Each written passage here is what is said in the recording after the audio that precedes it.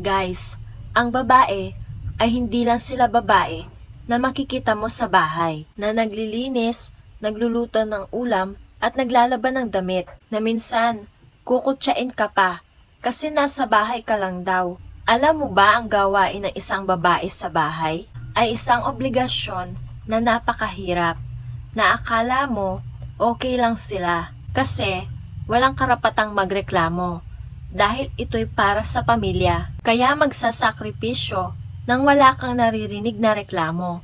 Ang babae ay kayang gawin ang kayang gawin ng lalaki at kaya din naming magtagumpay sa sarili naming paraan. Ang babaeng may pangarap, walang makakapigil sa pag-abot ng tagumpay. Ang mga kababaihan ay nagbibigay inspirasyon sa kanilang napiling propesyon, na babae kami, na kaya naming umangat sa sarili naming